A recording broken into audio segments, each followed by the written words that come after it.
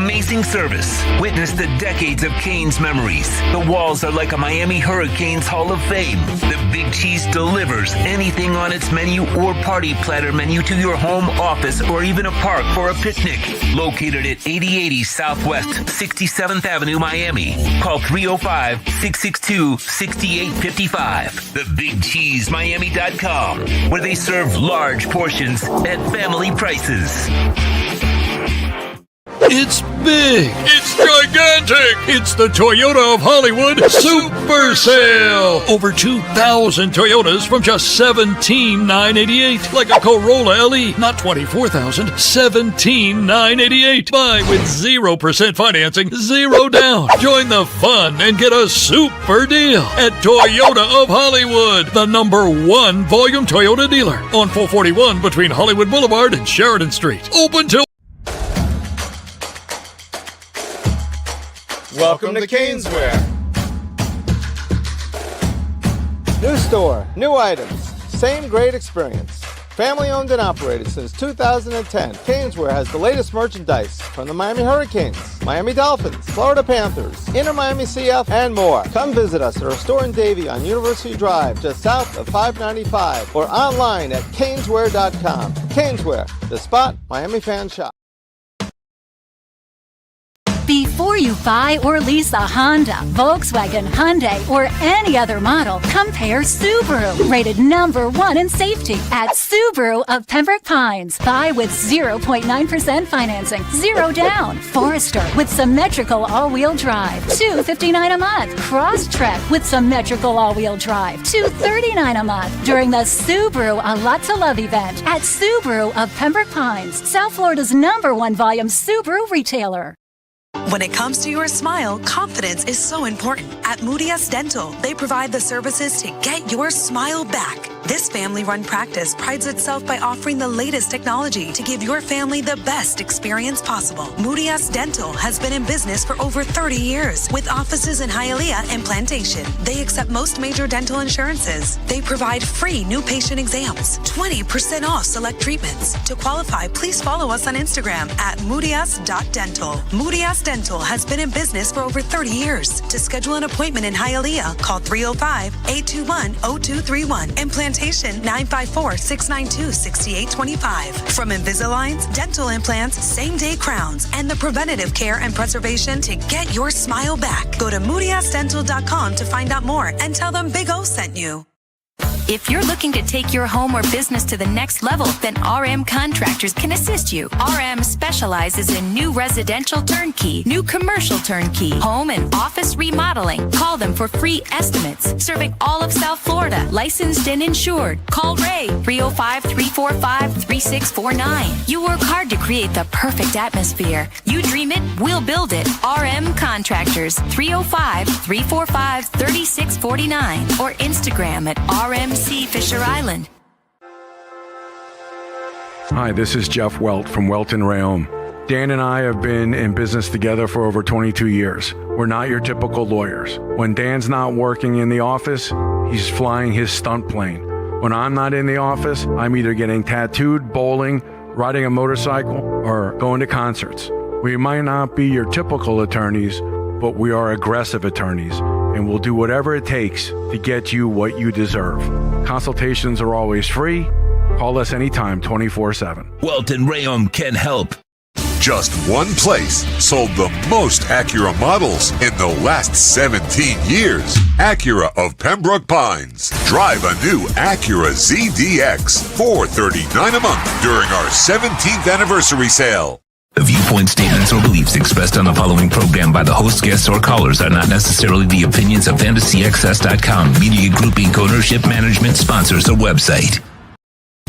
When it comes to South Florida sports teams, very few in the media have witnessed, lived, and covered it like the Big O. Let's start the program dedicated to your favorite South Florida teams with a passion that's unmatched. The Big O Radio Show is on. Here's the Big O.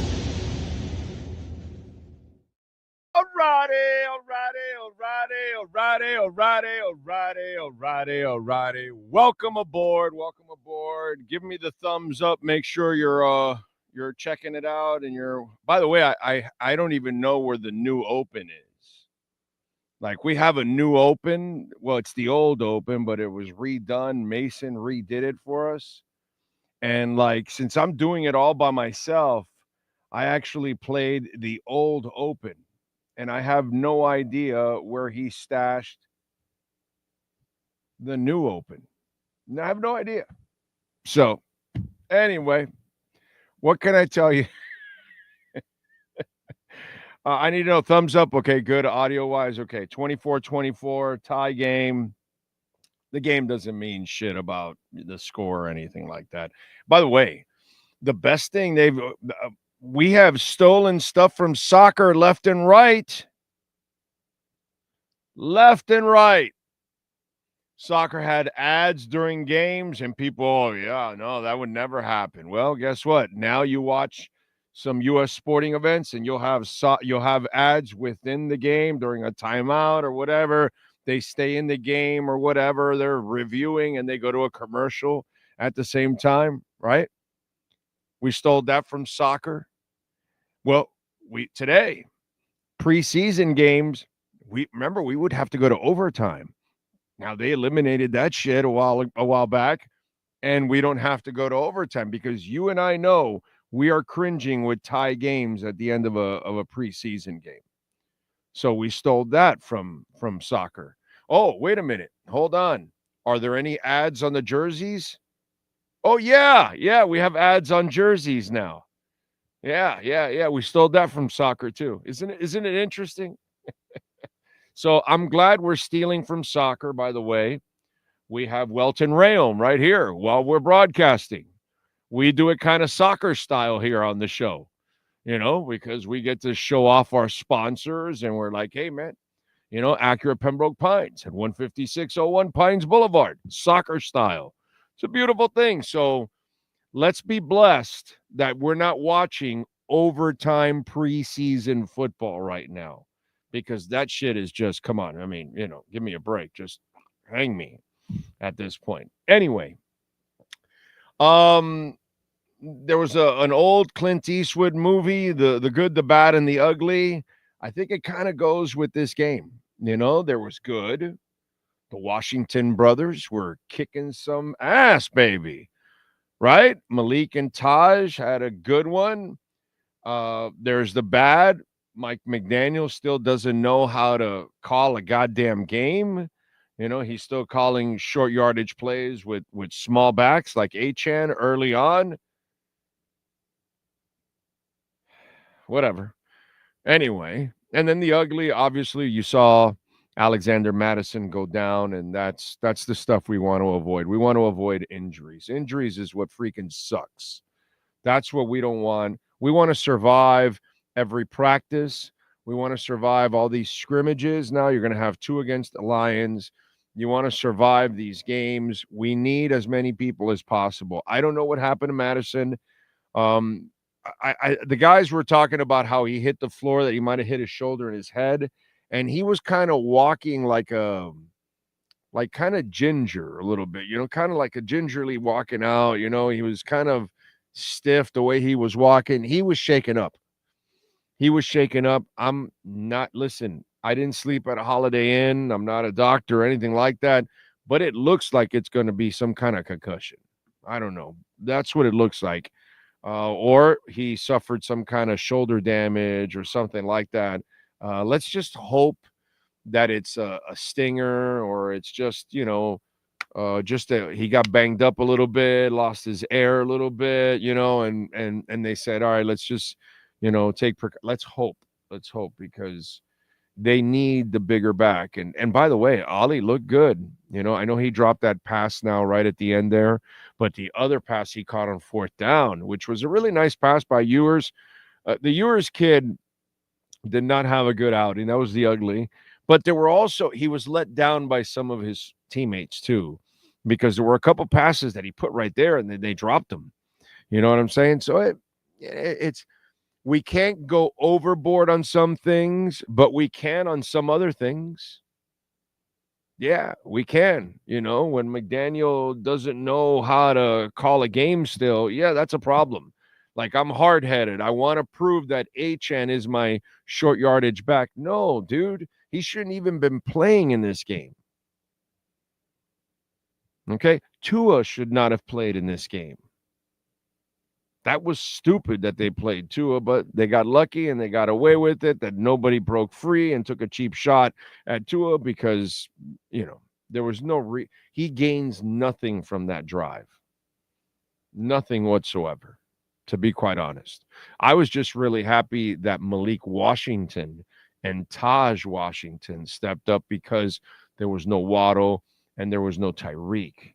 And we kind of need to see, the Icon kid had like a 31-yard grab, right? Nick Westbrook Icon, whatever. He had like a 35-yard grab from Zach Wilson, right? Because it's Zach Wilson, by the way. It's not Zach Wilson, it's Zach Wilson, since he took 4 sacks. Let's turn. You remember Cameron wanted to turn that thumb right side up, right? Remember that in the draft? We were there. We were broadcasting. The late great Mad Dog, myself. God, who else was with us? Maybe it was Joe Rose. Maybe I forgot. Anyways, and then we take Ted Ginn, and people are booing and they're going like this. And I want to turn this right side up. Well, we'll see if we can turn this right side up because I'm not exactly sure what I was watching there. I got to tell you, it just kind of rough. Turn that up right side up. Oh my God.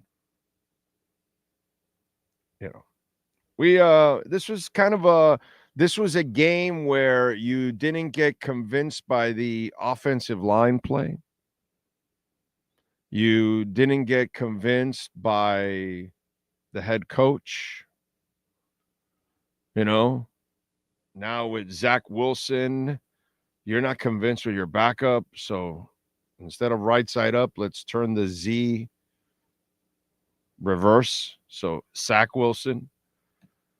This is a game where you wanted to be convinced that you've got some backups at offensive line. Yeah, that didn't really – you didn't feel even good about the starting offensive line. They couldn't get any push against the defense. You wanted to feel any – I mean, listen, let's step into reality because I get it. Like my fellow brethren in the media and the writers, they can't really give you the brutal honesty at times because they got to try to talk up a little bit and give you some hope with Zach or even with Quinn Ewers. Okay. Neither one of those guys is saving this season if Tua goes down. And I think you could have figured that out already. Zach Wilson missed 2 wide open people in a touchdown, short-armed it. Off on a couple throws. Took a bunch of sacks. Yeah, and he has a couple plays because he has a wicked arm. He's an athlete. So he can throw it, man. But that doesn't mean that he's a passer. And that's the difference. So he's a thrower back there. And he's not really saving your season. So this was kind of one of those games where you needed some assurances. I like the big backs. Okay.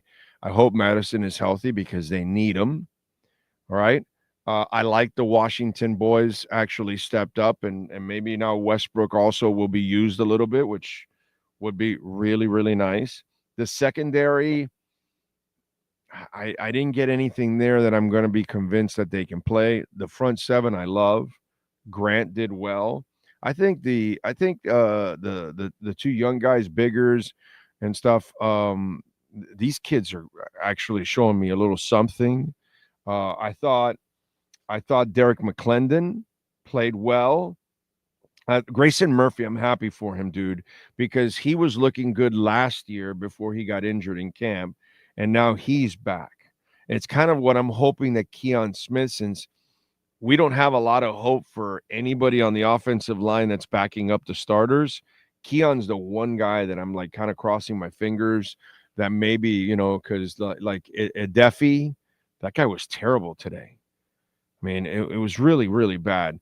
That's what I was telling you. There are some things that I really like that I saw, and then there are some things that I'm hoping to get better, but I can't say I'm happy with the offensive line. Oh, one more thing on the offensive line. Savanaya. I know he had a bad whiff and all that. If you watch the game, Jonah got better as the game went on, and I know the talent got worse, right? Because the Bears weren't even playing their stars at the beginning. They're playing their backups.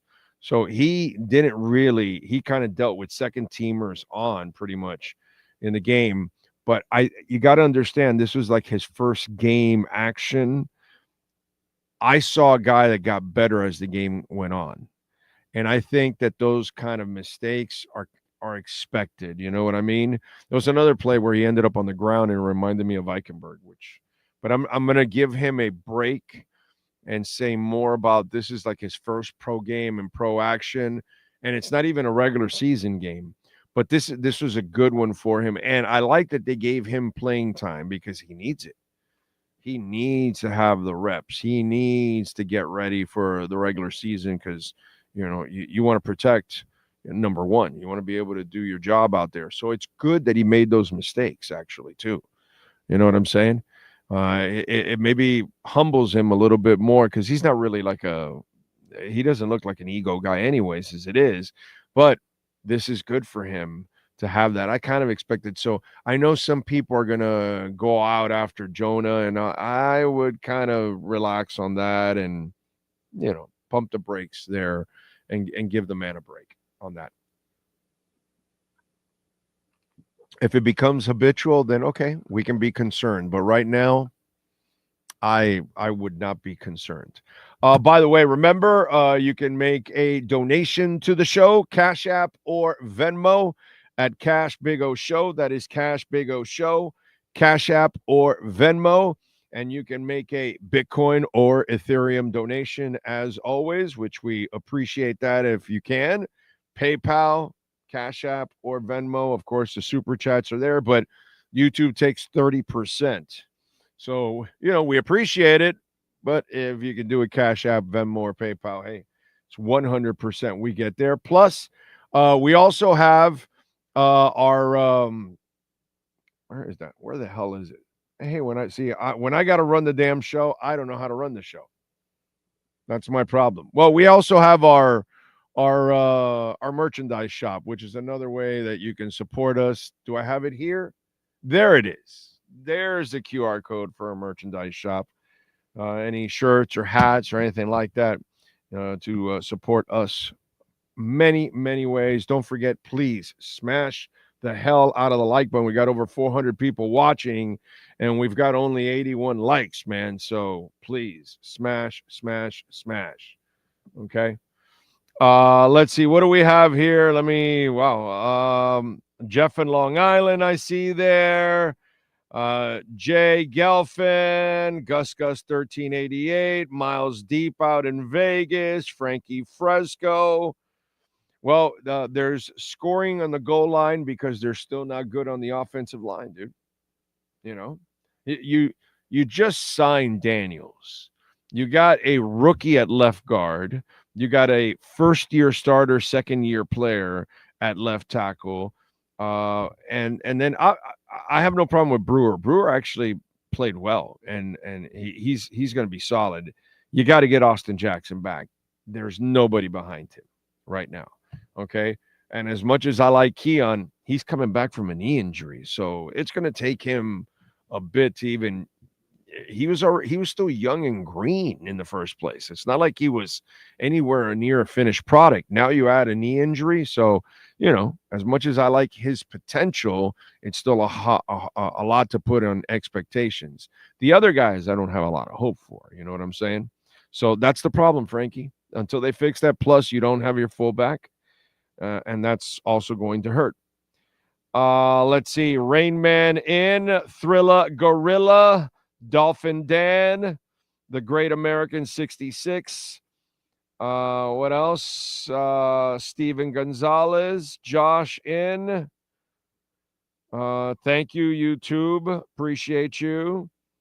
What else? What else? Horn Dog in. Thank you. Thank you. Thank you. Thank you out there. As always, EJ Barro. Thriller says soccer started to grow on me. Let's see. What up, Big O? That big back Brooks still on the roster. You don't really keep up with the Dolphins much, right? Like he was let go last year, and he was running over our team in the playoffs, dude. Or late in the season it was, whatever. Anyway, what else do we have here on the chat board? Third in the AFC East. I don't know. Yeah, it's this is not a season where I have a lot of hope, unfortunately. You know, Dolphin says, where can I purchase that Zach Thomas hat? Oh, dude, I got this actually at the Hall of Fame when Zach got inducted into the Hall of Fame. We were there, we covered it, we had Zach on the show and everything. And so I bought two of them, actually. I only wear this one. I have another one stashed. So, and no, it's not for sale because I've already been offered money from a couple of friends of mine. I know I have it, and they go, come on, bro, let me buy the hat. And I'm like, no. The Cuban Gangster says, Ronald McDonald, our clown coach, will be fired by midseason. I have it by week 10, yeah. So midseason, you could be right. I think by week 10, we have Weaver as our head coach. And then I'll be, like, really pumped, actually. What else here on the chat board? Pat in Nashville, I see. Thank you. As always, a tie is like kissing your sister. I mean, it's preseason. I'm good. I have no problem with that. What you don't like is that your team couldn't finish the opportunities that it had. You know, and by the way, I normally don't do this. I don't normally do post in preseason games, but I was home today, relaxing. My wife had to do something personal with her mother-in-law, so I was like, her mom, my mother-in-law, and I was home and I was watching the game, and I figured, what the hell? What else do we have? No Tyreek, no Waddle, no Phillips, which I thought was smart. Plus all the other guys that were injured or in concussion protocol, they all missed. The O-line, again, not getting pushed against the second team defense from the Bears. I thought that was kind of, bad. Zach Wilson, obviously, kind of up and down. I didn't like that Tua and Achane started. I don't think that was a good decision by Mike McDaniel, just like using Achane in short yardage situation. Even Tyreek, who's not the brightest bulb in the chandelier, knows you shouldn't use Achane as a short yardage back. But yet, one thing we know about Mike McDaniel is that he is stubborn and set in his ways. You had Paul, Savania, Brewer, Daniels, and Borum as your starting five. Obviously, Larry Borum will be the backup once you get Austin Jackson back. Concerns about Austin Jackson now. Mike McDaniel does a lot of odd shit. We already talked about it, right? We've talked about this already today. Starting Tua made no sense. Okay. Achane as your short yardage back makes no sense. Can you guys explain to me why Julian Hill would be named the captain for any reason whatsoever? I'm just trying to figure it out. By the way, how much did Julian Hill contribute today? 0 catches, 0 yards. I just want to make sure. The captain, Julian Hill. I'm just wondering. Willie Gay Jr. was the other captain. Dude, he's killed it in preseason. I mean, in training camp. He's been a standout, and he had a decent day today, right? Let's see. Willie Gay had 3 tackles, 2 solo, and a pass defense. So he picked up where he left off in training camp. I get rewarding Willie Gay for everything, but Julian Hill. How many more participation trophies does Julian Hill need to receive? Because basically, when you screw up 1 week and you're playing the next week, for me, that's you just gave him a participation trophy.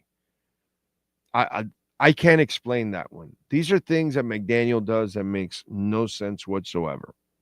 Okay, I hope Elijah Campbell is all right also, because he was banged up. What else did I want to talk about?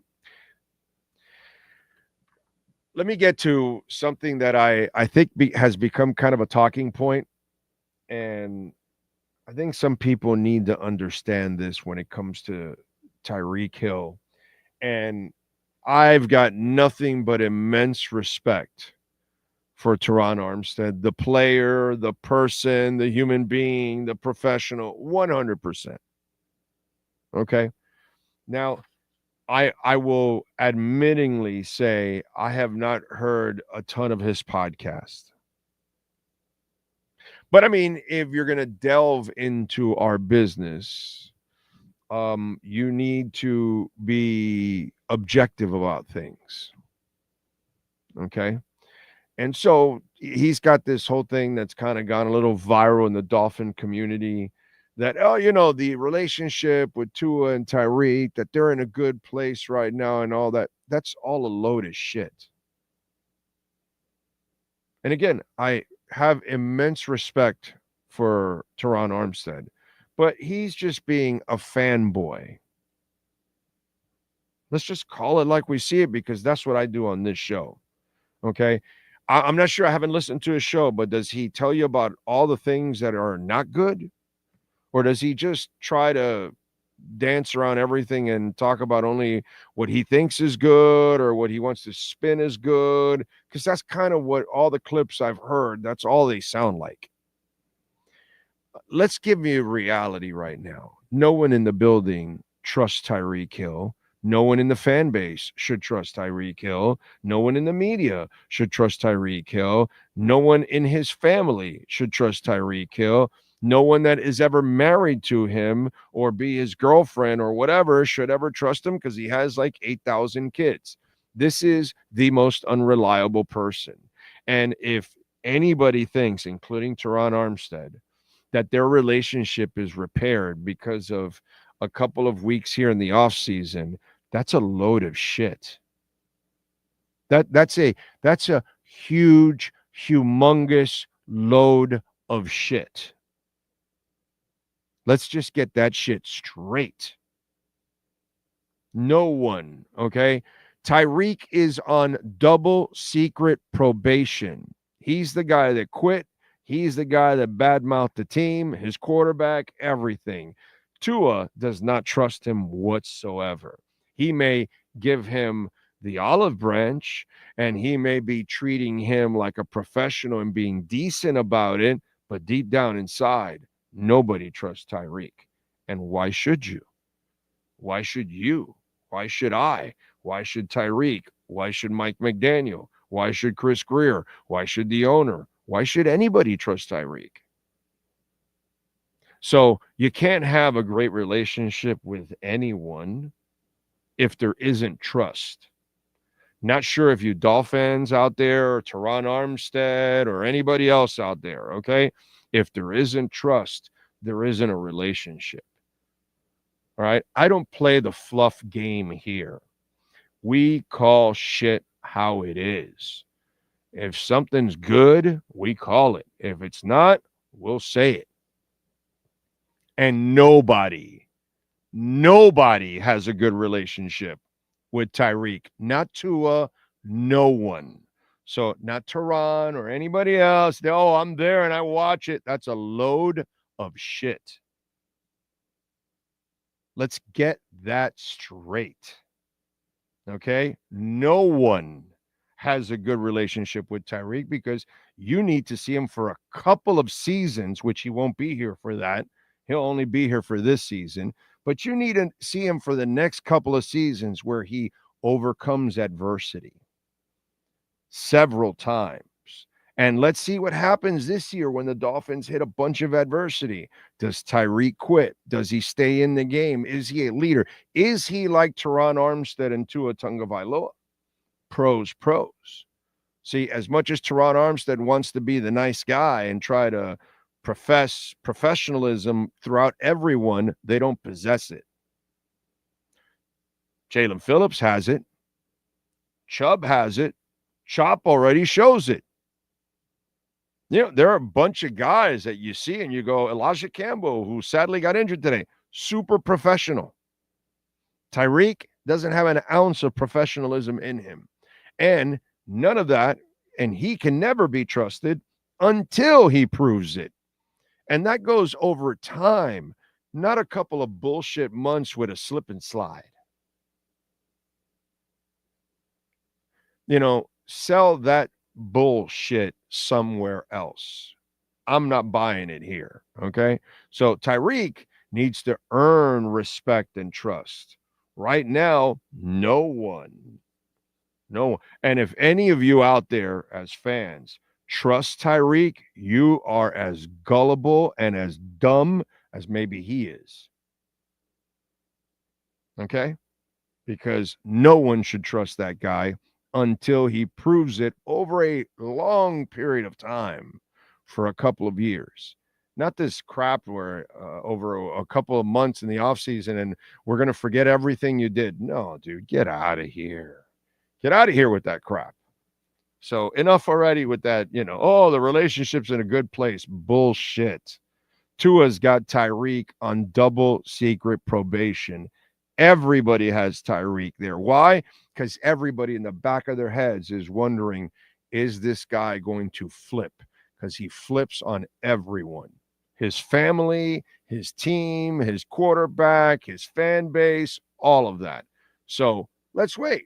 We'll see over a couple of years. This year with the Dolphins and next year wherever he's at, does he play like a professional? Does he deal with adversity like a professional? Like Zach Sealer. Zach Sealer had a contract situation, and the Dolphins were shitting bricks that Tyreek would lose his mind and be immature, so they panicked and they had to pay. With Sealer, he was in practice. He was a professional. He handled it. The media is the one that tried to stir the shit up with Sealer. You notice that? It was the media trying to stir shit up. At no point did Zach ever come out and say anything about his contract and I demand money and this and that. Meanwhile, with Tyreek, you were completely different. Why? Because Sealer and Armstead and Tua and Chubb and Chop and these kind of people, they carry themselves to the T, dude. I mean, perfect. And I guess Teron may want to profess that for everybody else. But I'm sorry, dude. Don't sell me that bullshit that the relationship with Tua and Tyreek is just fine right now. Get the hell out of here with that. Okay? So I spoke my piece, and I live in reality, ladies and gentlemen. I don't live in this bullshit fantasy. Everything is rainbows and unicorns. I don't do that. There's lots of places like that. And, lots of places that you could go that they're afraid to actually talk about the issues. You know what I'm saying? That's good. But if you're not objective, you lose credibility in my eyes. Can't call it like it really is. Whatever, bro. You're another fan doing a show. That's, that there's no skill to that, actually. That's just a fan doing a show. Got to be objective doing this shit, man. Forces of Randomness. I love the name. Thank you, sir, for the love on the super chat. What else do we have? Tyreek talks about himself in the third person. That should have been all the warning we needed that this was coming. Big O coach Mike McDaniel made a dumb mistake today starting his quarterback. Yeah, I already talked about that. I wasn't a fan of starting Tua, especially with no right tackle. I'm just super happy that nobody broke free and got a clear shot at Tua, because we all know, if we have any hope for this season, okay, if there was any, I don't even think we're making the playoffs, but without Tua, there's no shot at making the playoffs. You know what I'm saying?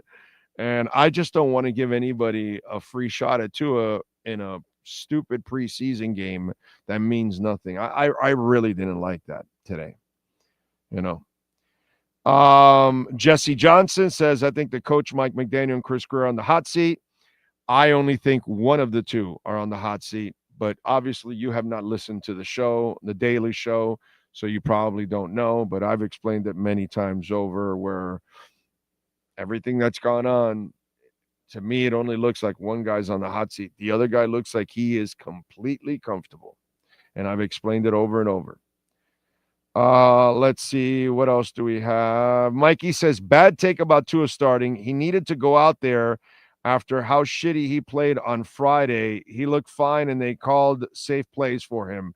See, Mikey, that's the problem, my brother. You're a fan that really doesn't watch shit. One of the interceptions was to Tyreek Black. The other one was to Chris Myrick. And they were being covered by Jermaine Edmonds and God, who's the other guy? Like two badass players that are so superior to Chris Myrick, who had just signed off the street. You know, the Chris Myrick that can play right away, but Waller can't. So try watching what's actually going on, and don't the fact that you blame Tua for all that, and one of them was tipped and everything. You know that your overreaction on it is hilarious, to be quite honest. You may want to actually look at the football side of it, of those interceptions and who was involved and who was running routes and how mediocre the talent that was running routes and how superior the talent that was covering them.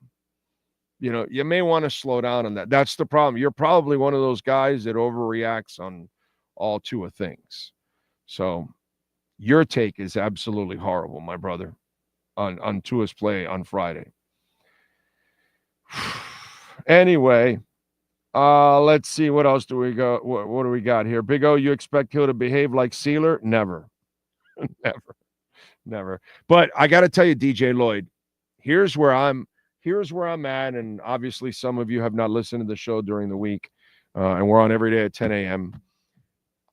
I am hoping and praying that Tyreek can have a solid season and stay out of trouble. Why do I say that, ladies and gentlemen?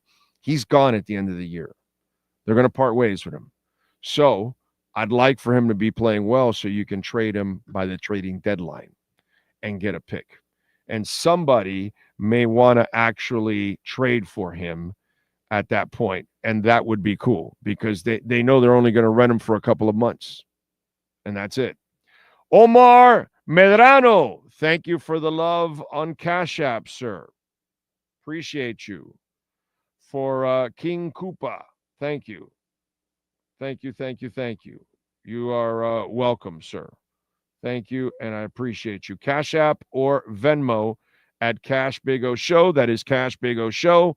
Cash App or Venmo, and you can make a Bitcoin or Ethereum donation. And Robert Bobo, thank you, my friend, on Venmo. He says, Big O sacked the MILF Wilson. Was subpar to be expected. O-line starters have a chance to be solid, but short yardage must improve. Look forward to another season. Robert in Denver. Thank you, Robert. I do like that they committed to the run and all of that, but I want to use the big backs. That's why you brought them. You know, I don't want to use Achane and overuse Achane. Man, I don't know about you guys, but I was terrified of Achane getting worn out and hurt last year. And I was like so thankful that the football gods took care of Achane because I thought they overused him last year. He's not a big body guy, and that wasn't smart last year, the overusage of it. Ray, thank you, sir. R&M Contractors, thank you, sir. Says happy football Sunday. I love our fat boys. Yeah, I really like what I'm seeing on defense, and I'm not that down on the Savanaya thing. I know he had a bad whiff and another play where he was on the floor and all that, but I saw a guy get better, and I'm with you guys. I think that once you get Austin Jackson back, and hopefully he can stay healthy, Yeah, I think you got something with your starting five. We all know if somebody goes down, then that's going to be a problem. Okay? So I'm with you there. I'm really looking forward to it. Okay? I think it's going to be really, really cool to watch the growth from these guys overall. Fernando Lamas. Thank you, sir, for the love on Venmo. He says, for years of service to those who want the truth. Oh, Harry, thank you, sir. Thank you. Thank you. We go back and forth on Twitter all the damn time. You're one of the good ones. Thank you, my brother. That is very kind of you. I really appreciate that. Cash App or Venmo at Cash Big O Show. That is Cash Big O Show. Cash App or Venmo, and you can make a Bitcoin or Ethereum donation or Chainlink or Solana because Venmo has opened it up, which I'm in all that. Ocala Joe, thank you for the love, my brother. Appreciate you. Thank you for watching. Say hi to Lourdes for me. Appreciate you, my friend. Thank you, thank you, thank you. Well, what else do we have? What did you think of I don't talk you obviously don't watch the show much. I don't really give a shit about the Marlins win or lose, my brother. It doesn't matter to me. They don't exist on the show. When they actually pay for a real roster, then we'll actually talk about them. But as long as they're not paying for anybody, I'm not interested. I don't even know I don't even get attached to any of the players, as I've said before. While you guys were crying about Yelich and Ozuna and all these people getting traded, I really couldn't give a shit at that time because I didn't watch that team. And since then, I haven't really been watching because I am not going to attach myself to any team that all they do is get rid of their players. So this, and I busted balls.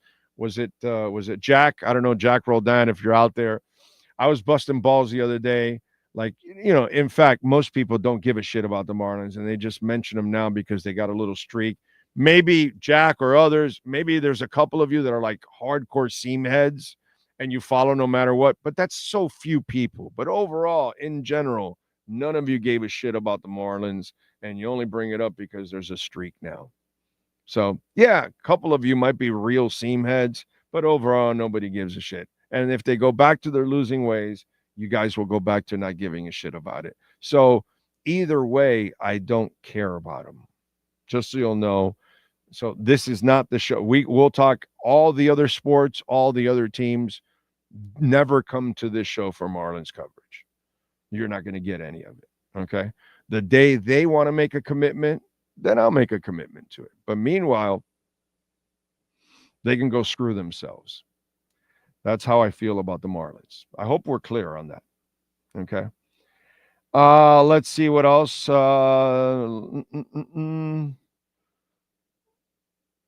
Too much money invested in wide receivers and not enough in the trenches. Well, that was the mistake they made last year, guaranteeing this contract for Tyreek this year. He should have been cut at the end of last season. That was a mistake. There's no other way to slice it. That was a horrible mistake. And there was a battle inside the building. There was a lot of people that didn't want to pay Tyreek. This season here, there's a lot of people walking around in that building. Some may not even be here in the building anymore that did not want to pay Tyreek and were against it. And the Mike McDaniel influence came in, and he apparently, that's what I think it is, begged his ass to get it, and they gave in and gave him the money, and it was stupid. It was stupid. There's no other way to phrase it, bro. No other way to phrase giving Tyreek this extending and giving him the guarantees for this year. It was just stupid. So what are you going to do? But I can't argue with you about too much money tied to wide receivers. It's an intelligent comment. So appreciate you, PC guys. Thank you. McD still poor game management and situational play calling hasn't progressed at all. And I know it's just preseason, but it is habitual, and that's the problem. You're right. Georgie boy, well said on Tyreek Hill. Hope he balls out and gets to the trading deadline. Problem is, to trade him, you need coaching and the management to buy in. Giving up on the season, that part scares me. I just don't expect much of this season. So by the trading deadline, it might be like a good option to trade. Be prepared. Okay, ladies and gentlemen, be prepared. If they're not in the playoff race, both Tyreek and Chubb could be traded at the deadline. Now, don't look at it as a bad way. See, the way I'm looking at it is McD probably gets his ass fired at some point this season. I get my guy Weaver to take over. And then next year in the draft that Weaver gets, he has an extra third. He has an extra fifth coming also the following year. And if you're able to trade Tyreek and Chubb, or either or both, then you're going to have either pick or picks extra for next year and the year after, because you'll get picks from those trades. They won't be high picks. They'll be middle round picks, third, fourth, fifth round, or something like that, but you'll get a pick. And if Tyreek keeps his head on straight, which I know it's a huge if, from now to the trading deadline, you got a shot. Now, if the Dolphins are playing well and you're in the playoff race, you keep Tyreek. But if the Dolphins are not, then Chubb and Tyreek become trade pieces because they don't have a future with this team. You're going to move forward with Phillips and Chop down the line. You're going to let go of Chubb anyway. So you have an opportunity. You get the out now and get those picks is what you do. Okay? But that's either or. If the season's not going well, then you unload. If the season's going well, then you're going to keep them and you're going to try to make a run. Obviously, that's what we all would want. But I'm not expecting that. So if I'm not expecting that and it doesn't happen, then trade Tyreek. And let's hope he keeps his head on straight, because people will trade for Tyreek because they're only renting him for a couple of weeks. And ladies and gentlemen, if Drew Rosenhaus and Tyreek have half a brain combined, they have sat down and had a deep conversation and said, Tyreek, you've done a lot of stupid things. I need you to screw your head on right. They're going to release you at the end of the year. So you're not going to be a Miami Dolphin at the end of the year. You need to be a good soldier this year. You need to be the best teammate, and that's what he's trying to do. And maybe they've had that conversation. I need you to be the best teammate because I can't get you a contract next year if you continue to do all the screw-ups. So maybe that got drilled in his head because he's got a divorce. He's got 8 kids with 6 different women. I don't know what the number is, but it's a crazy number like that. And he's got a bunch of alimony and bunch of money he's got to dish out.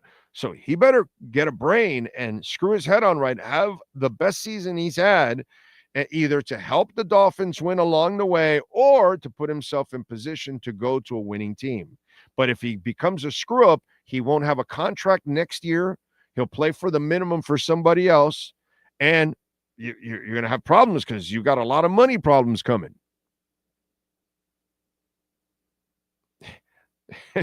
There's a lot on the line for Tyreek. I would imagine that his agent and the player have had a serious conversation on what he has to do this year and the professionalism that he must show so he can find his way to a future contract, because he has no future with the Dolphins. It ends at the end of this year or by the trading deadline. Either or. That's guaranteed. He's done. They're not going to commit any more money to him. So you got to do the smart thing. By the way, hit the hell out of the like button, please. Smash, smash, smash. Okay, and then as for Chubb, if he's kicking ass, everybody needs a pass rusher. I know we all want to keep them and make a run and win a playoff game and do the things that our team hasn't done in centuries, and I get all that stuff. Okay, but we got to put that's what this show does.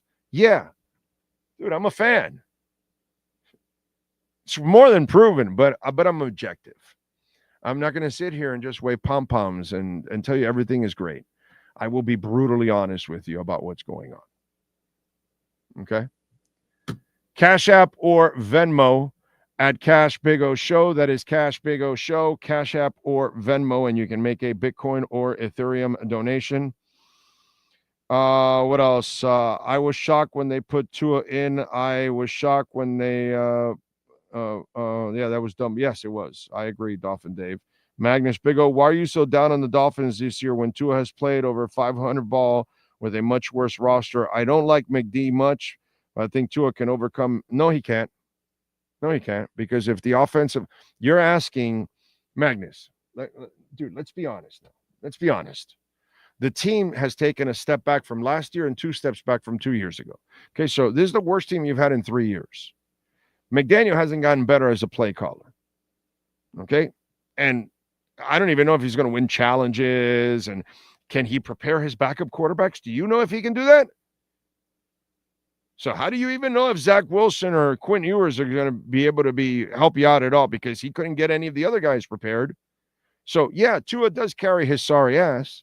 I get that. But if you don't block for Tua, Tua can only do so much. And if you can't run the ball, Tua can only do so much. And they have no secondary.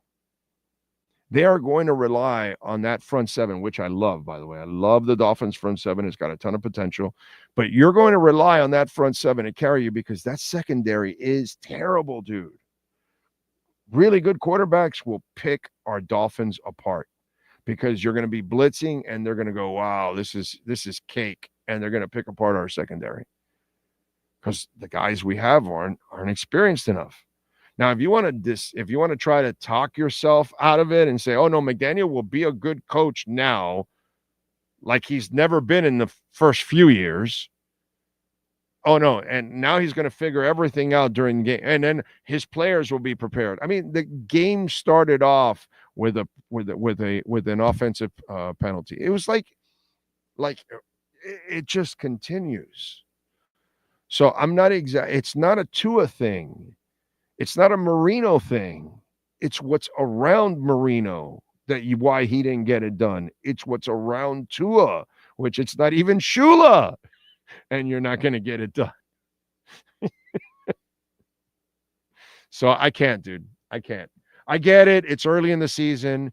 You can't face reality because it's hard for you to face the season without, oh my God, how am I going to watch the season if I have, to me, I don't care. I'm not worried about that. I don't think the Dolphins are going to be good, but I'll watch and I'm going to root. I hope I'm wrong. I pray that I'm wrong. But, it's like the Heat. I knew the Heat weren't going anywhere last year and the last couple of years. Every time these idiots in the media and fans, oh, we're going to trade for this guy and that guy. And I tell them every time, you're not getting any of those guys. You have no picks, no space. I live in reality. And reality tells me McDaniel is not good enough to get a team. This is his worst team. So now he's got to do his greatest coaching job he's ever done, which he's never done a good coaching job. All he's ever proven is that he can design some really cool offensive plays, but he doesn't know how to structure it all together. He doesn't know how to counter people. And he doesn't know how to play with discipline. His teams are always undisciplined. So I cannot do that. You want to do that? You go ahead, because maybe you need to, kind of program yourself in order to watch. I'm not. I kind of know what's coming, and it is what it is. I just can't wait for Weaver. Jermaine reminds me he's got 13 kids.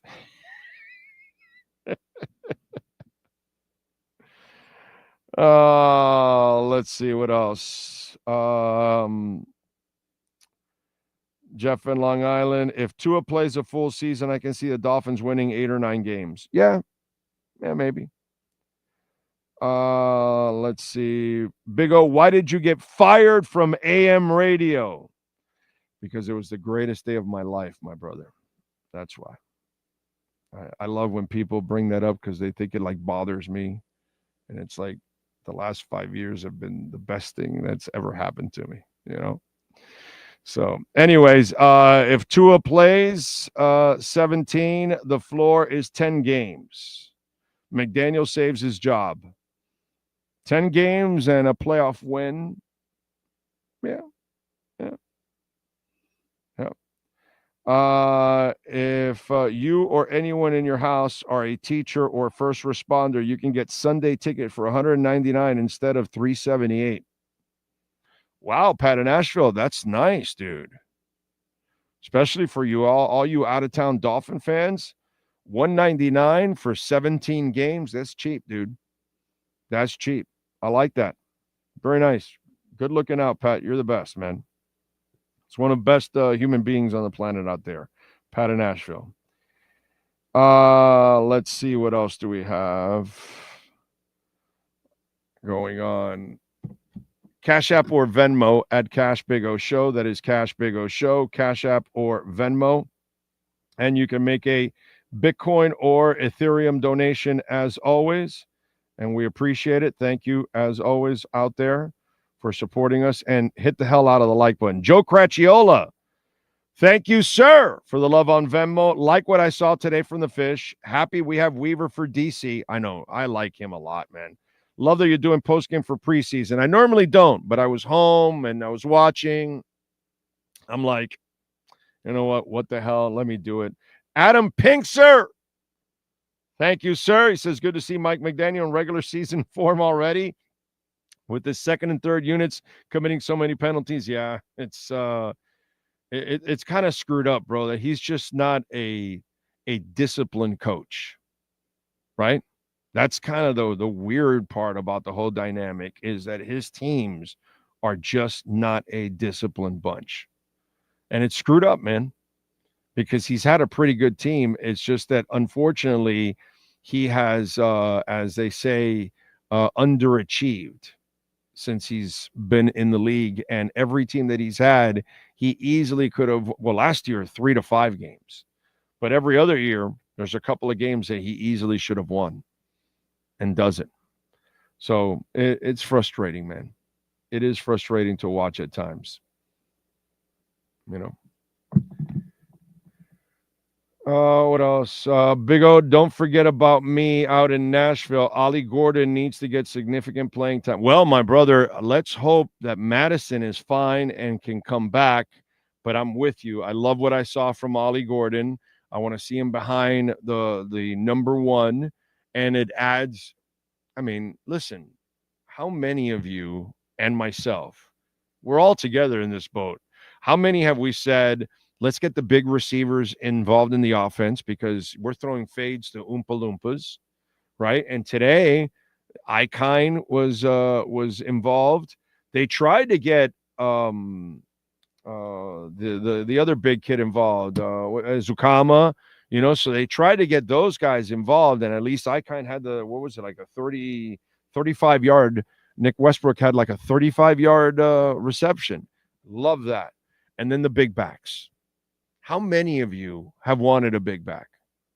And those of you that watch the show or watch the postgame shows, I went nuts last year because I was pissed that they were overusing Achane. I was afraid Achane was going to shatter a knee, dude. The way they used them last year, to me, was super irresponsible. On my another terrible coaching move by Mike McDaniel. But like I've told you all off season, this has been more of a Greer off season than listening to his coach. He got the big fat guys in the middle for the D. He got fat guys for the guard spots. He got big running backs. He got big receivers. To me, he wanted to ultimately change this offense from what they were doing. And remember, Greer told us himself in this offseason, I'm paraphrasing, but sometimes I do or listen to my coaches too much or do what they want or whatever. This offseason, it didn't go the way McDaniel's off seasons or the way his players normally are. He went for a more bigger and physical team. Now the question is, will McDaniel call a more physical game is the question. Are we going to find out here in the preseason? No, we're not.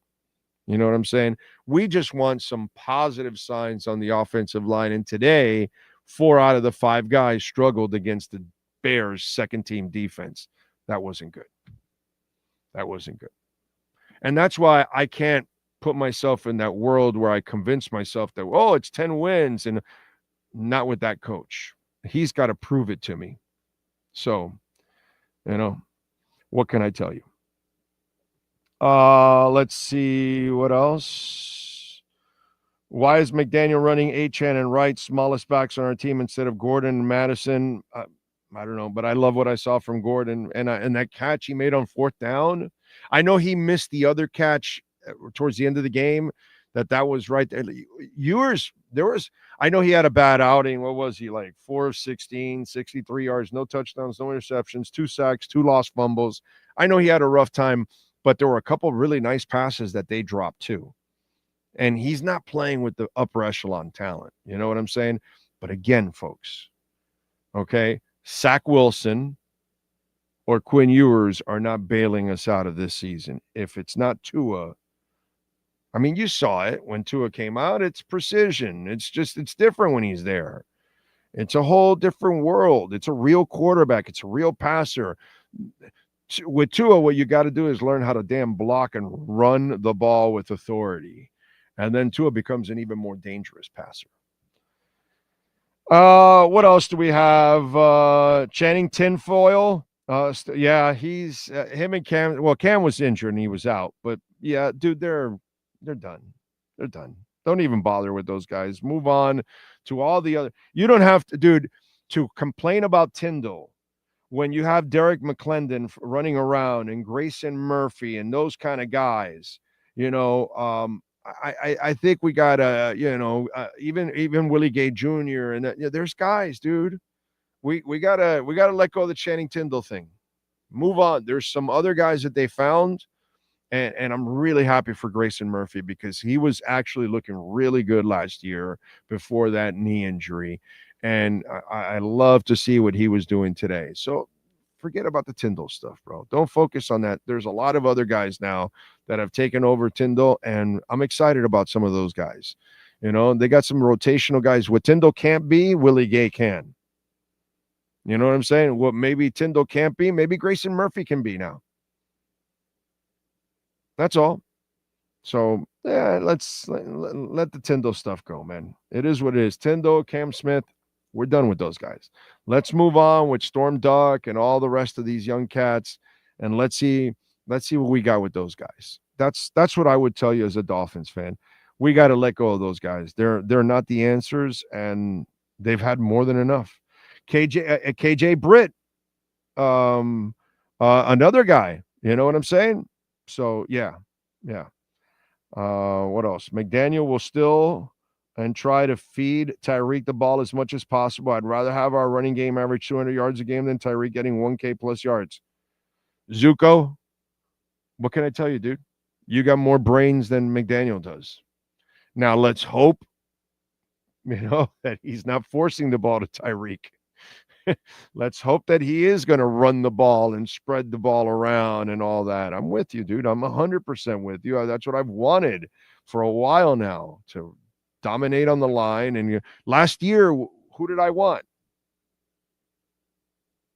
They got him in Baltimore. That's what I wanted last year. I wanted Derrick Henry on this team. And he goes to Baltimore. I wanted to change the attitude of the running game here. And let's hope so. Let's hope so, because every quarterback needs it. Okay. The realist Miami Dolphin, Gay, looks really good. He's been fantastic. He's going to be a good rotational linebacker. He's not a starter, but he's going to be a really good rotational linebacker. And there's nothing wrong with that. I like our starters. Okay. I like the front seven, man. I really like the front seven. We're going to have a lot of fun as Dolphins fans watching the front seven play. The secondary is going to scare the shit out of us. They're going to frustrate us. They're going to get burned because the front seven's not going to get there all the time. So there's going to be a lot of bad and a lot of good. You know what I'm saying? I can't wait to see Chop. Grant looks terrific, dude. And the other two big kids, they look good, man. I really like our front seven. I even like some of the depth in our front seven.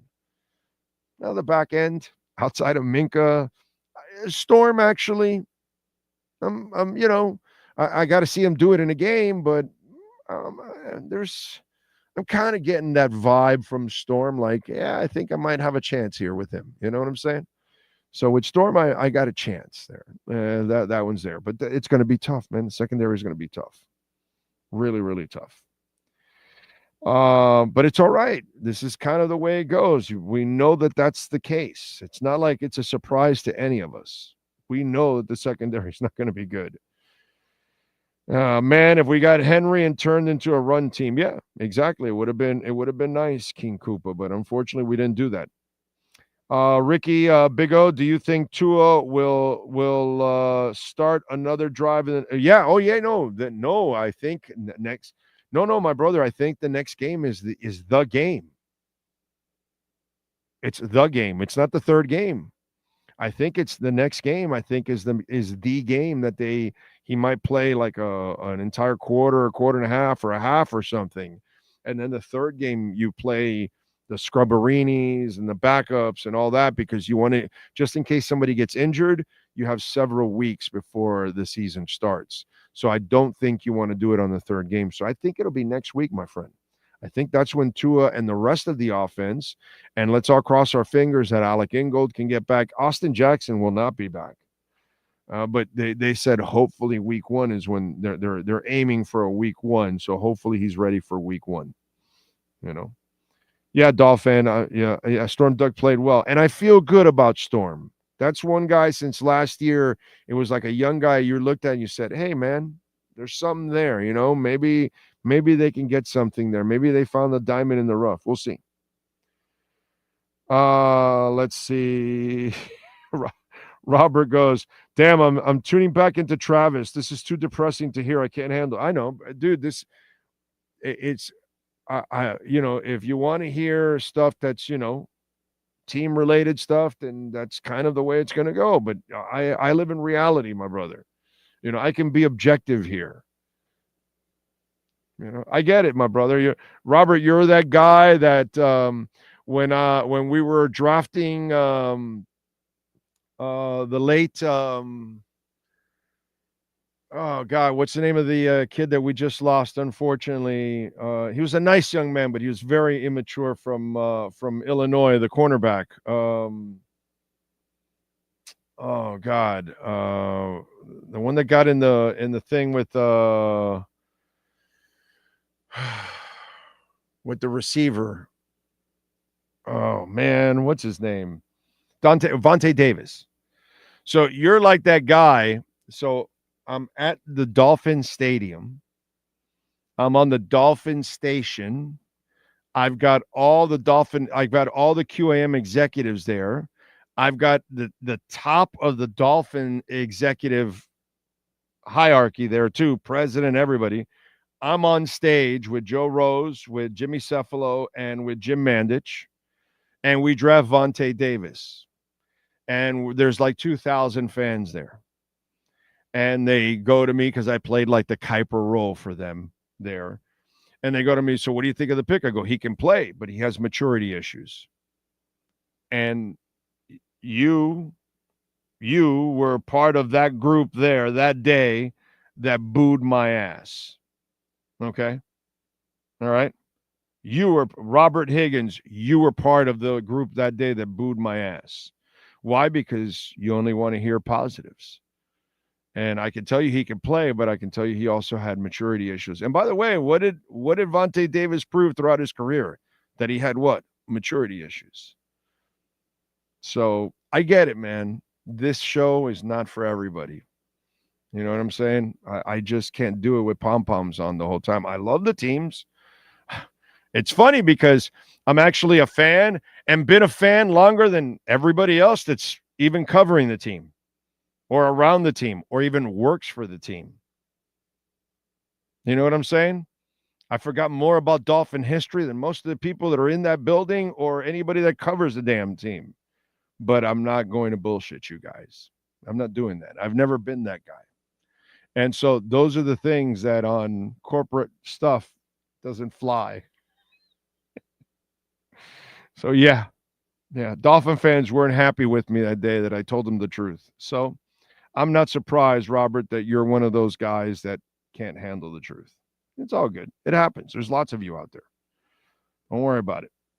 Let's see. What else do we have? And thank you for helping me out on Vontae Davis, all of you out there. Thank you. Bonner has speed, had a nice breakup today. Yeah, man, he created the interception. It wasn't like really McMorris has done anything, but it was like it landed like right in his hands. You got to give Ethan Bonner credit on that one. Give Ethan credit there on that one. That was nice. If I'm Greer, I'm kicking the tires on every CB safety and left tackle that hits waivers until week 1. You know, Mickey, I think that's going to happen anyway, my friend. I think that's going to happen. Now, the question is, will others need them and how much? Because the Dolphins have proven that they're not going to go out there and spend. And that's been proven. So if they're looking for the best money, they may not choose Miami. Okay. Let me give you guys a little wrap here on the press conference and give you guys some of the latest things and news and notes before I go back to your questions, because obviously you guys want to know about some of the stuff going on. Elijah Campbell said he's fine when asked about the knee injury, which apparently looked more serious than it is. So we'll see. Alexander Madison is experiencing neck and shoulder soreness, but it's not in concussion protocol currently. So that's cool at the moment. You know, he might get headaches or something down the line. I was in concussion protocol for a while, bro. That messes with you big time. What else do we have? McDaniel said that Jalen Waddle didn't play today due to the injury he sustained during Friday's joint practice. This is all I care about, practice and preseason. I don't want to see injuries, man. He also said he doesn't want players to play through minor injuries in the preseason. That applied to Jalen Phillips as well also. All right. Quinn Ewers asked about finding the balance between being critical of himself after a tough debut. He said that the Dolphins team did a good job on focusing on the process rather than the results, and he feels like he did some great things out there. All right. McDaniel also said the two players who fought each other during Friday's practice, Jordan Brooks and Tyrell Dodson, took the time to apologize to the team. I knew the people engaged in it. They came up to me, explained to me what happened. Things happen in life and football. When you have people on their own accord want to talk to the team and explain what happened, it brings you closer. They're like brothers. It's very much with a brother-like fight. They knew that it wasn't to our standard and what we were about. They were accountable to their teammates and to the team. It was family business, something families go through, and we're stronger because of it. Now, let's talk about that one. Because Tyrell Dodson and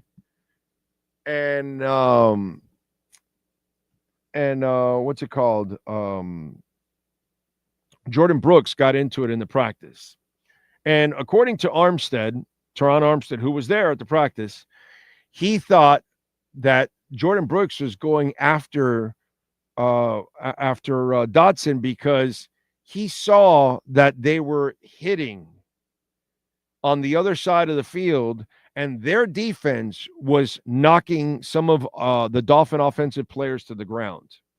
Let me explain something that's going on here that is a level of wussification that just effing pisses me off right now. Okay? And the media is part of it also. So they come out of the practice on Friday. Oh, they hit some people and took them to the ground. Oh, that was dirty. And so the Miami media members are writing that it's dirty and they shouldn't have done it, which is true. It's true. It's true. But the problem here, ladies and gentlemen, is this is football. This is NFL football. This is dogs. Who is a dog? So let me ask you out there, Doll fan. Do you want to be the team that is delivering the blows or the team that is taking the blows? Because that's all I ever see from the Dolphins. They're never the team. So I want you to be dirty, just like the Bears are trying to be or anybody else out there. Because when you want to play Buffalo, okay, guess what their linebacker is going to do to Tua? He's going to hit him late and knock him back and take a cheap shot. That's what that specific Buffalo linebacker does when he gets a chance. He's a dirty linebacker. So now the media, and then we got Teron Armstead talking about, well, the two linebackers were, One was mad at the other because he wanted him to not just tag him, he wanted him to hit him down to the ground. And I'm sitting there, and I saw that piece because somebody sent it to me on social media. And let me ask you something. And I Finn's takeover says, be the hammer, not the nail. Yes. Let me ask you guys something out there. I don't know. Let me see. Hold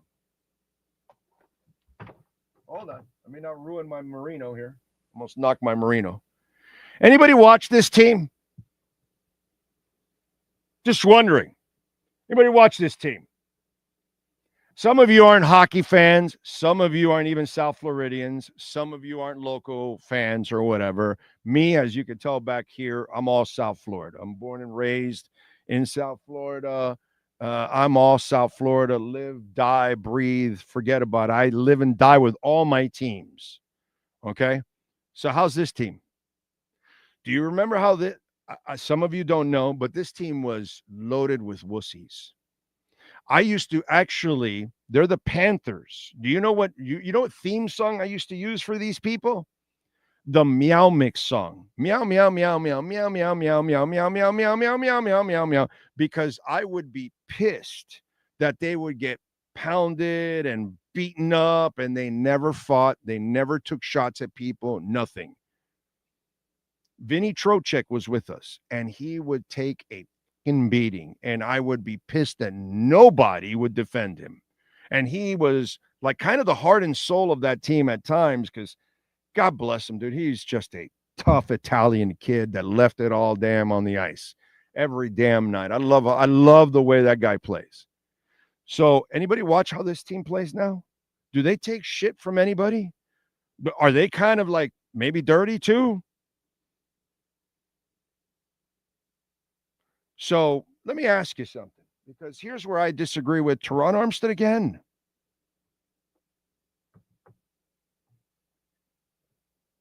So Teron Armstead gives me this. Oh, well, no, he wanted Dotson to take that man down like they're doing over there. No, dude. No. We don't need the defense to fight for the offense. I've had great defensive players here. Randy Starks and the boys, and we've had the Jimmy Johnson era with Zach and Jason, all that. We've had all kinds of defenders throughout time, and they're pretty good, pretty tough dudes. But our offense has always been, from these days on, we've been a bunch of wussies. So let me ask you something. That's what I would say to Teron Armstead. So if the defenders for the Bears are taking cheap shots, why isn't the guard playing right through the whistle? Why isn't there somebody flying and taking out a linebacker just half a second late? Okay, they're taking cheap shots. Why isn't the offense the one making the Bears defense pay? Oh, you took a cheap shot? Here we go. And then a tackle comes and runs over a linebacker or a DB or safety and starts a fight. Why isn't that happening? Why does Big Brother have to go defend you? See, our problem here is that we've had wussy-ass offenses around these guys. And these guys don't run. These guys aren't going to win any games with their legs like Tom Brady or Peyton Manning or Drew Brees. They don't win with their legs. There are no highlights. You must block. You must run. And this is why all the big moments for my favorite Dolphin of all time is a disaster. They are some of the biggest choking moments in Dolphin history. Why? Because his team was never physical and would never punch anybody in the mouth. Larry Little used to punch people in the mouth. Larry Zonka would punch people in the mouth. Kuchenberg could punch people in the mouth, right? Langer could punch people in the mouth. I mean, they used to have linemen back in the 70s, even up to the early 80s. They used to punch people in the mouth. So when I heard that, and it was like, and Armstead says, oh, well, the one linebacker wanted the other linebacker. No, Bubba. No. No, if your offense is getting beat on, then your offense needs to stand up for itself. And the media was also worried about writing the dirty stuff about the Bears. No, why don't you write that the Dolphins need to go look at the Florida Panthers and see how they do things, how they don't take shit from anybody. The Florida Panthers will punch you in the mouth, will knock you against the glass, will crush you, and will continue to do that for 3 freaking periods. Nobody wants to play the Florida Panthers. Why don't you want to play the Florida Panthers? Because they're going to punch you in the mouth. And why do you always want to play the Miami Dolphins? Because you can always punch them in the mouth. Your little Clayton and Duper offenses, punch them in the mouth. Your little Fiedler offenses, punch them in the mouth. Your little Tua offenses, punch them in the mouth. And they fold like a cheap tent. And meanwhile, we've got our writers, fans, where, oh, the Bears were dirty. No, dude. Put on a pair, bro. Put on a fucking pair. That's what you need to do, Miami Dolphins and media. Put on a goddamn pair, dude. Jesus. Give me 30 seconds. Before you buy or lease a Honda, Volkswagen, Hyundai, or any other model, compare Subaru. Rated #1 in safety at Subaru of Pembroke Pines. Buy with 0.9% financing, 0 down. Forester with symmetrical all-wheel drive, $259 a month. Crosstrek with symmetrical all-wheel drive, $239 a month. During the Subaru A Lot to Love event at Subaru of Pembroke Pines, South Florida's #1 volume Subaru retailer. Cash App or Venmo at Cash Big O Show. That is Cash Big O Show, Cash App or Venmo. And you can make a Bitcoin or Ethereum donation, which we always appreciate that. And it's not, it's just, I got to call it like it is. And it's just, come on, man. Let's go. Let's get this done right, And we're pointing fingers. Oh, they were physical. They were dirty. This, that. And I'm sitting there going, man, that's all I hear about my Florida Panthers. Meanwhile, they've got 2 cups. They've been to 3 straight cups. They don't give a shit about what you think. They don't care about how you think they play. They're going to play their style, whether you like it or not, and they're going to run right over you.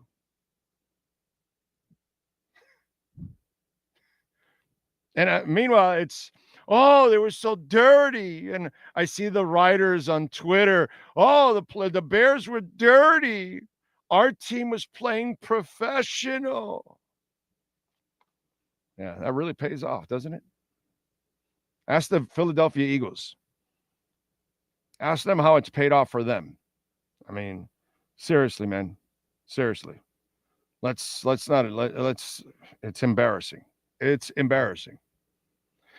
By the way, Welt and Rayom, proud sponsors of our program. We love talking about Jeff Welt and Daniel Rayom, bankruptcy, homeowner property damage, condo damage, criminal defense, business owner claims, commercial litigation, personal injury. And remember, we are in storm season, but it doesn't matter. Rain, wind can cause all kinds of damage. They have their own adjusters. They will send their adjusters, and they will handle the insurance company for you. Never call the insurance company.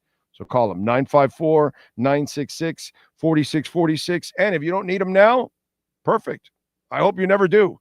But if you do, save that number on the cell phone because they're going to come through for you. Anywhere in Florida, 954-966-4646. Marcel Barrios, thank you for the super chat. And I got a sticker and everything with it. I like it. I like it very much. Thank you out there.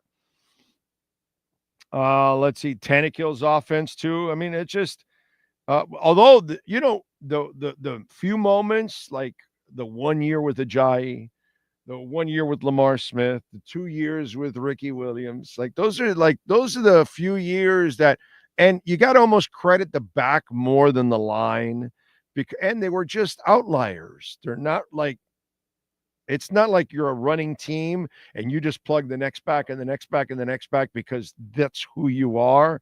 That's not what it was. It's just kind of freakish for us. It sucks, dude.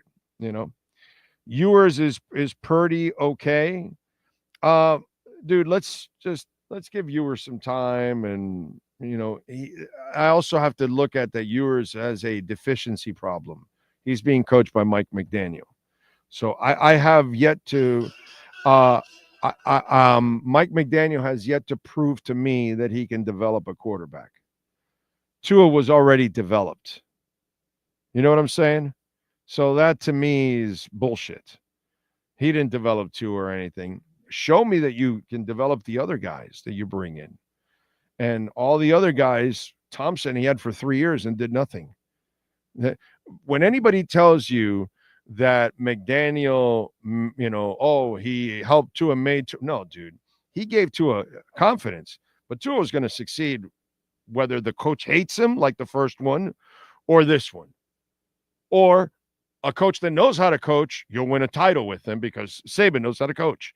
But the other guys, whether he hated him or the other guy loves him, he still was going to succeed more than fail under any of those conditions because he's a hell of a player. But if you're really a good coach like Andy Reid, right? He got Alex Smith and got the best of him. He developed Donovan McNabb.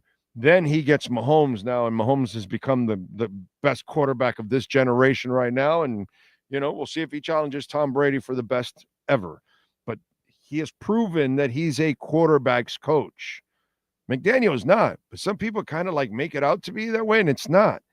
And the quarterbacks you've had here have proven that. And now we'll look at Zach Wilson, okay? And we'll look at Quinn Ewers, and we'll see if McDaniel can actually help them out.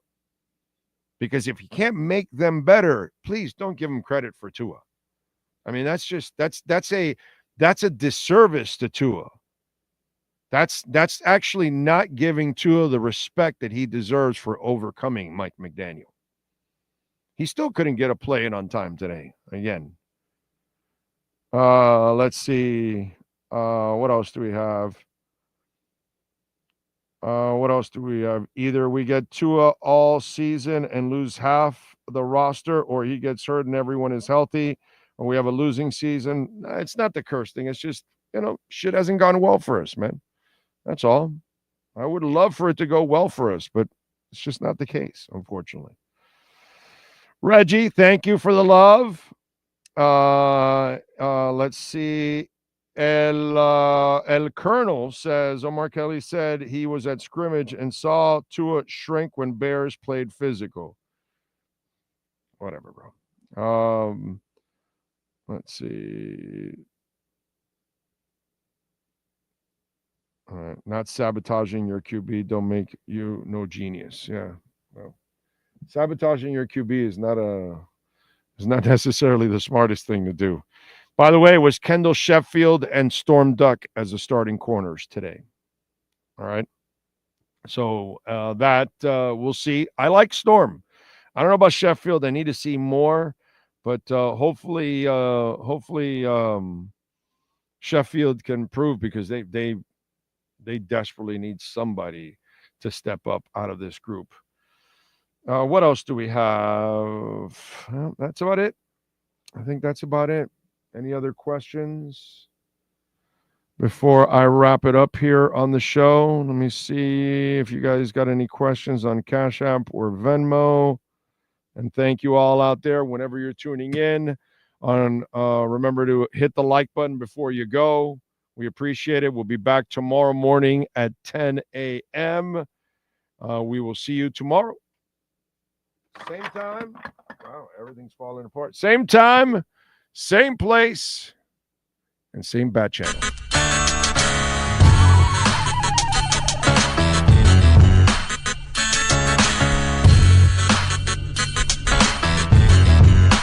This is the Big O Show. This is the Big O Show. is the Big O Show.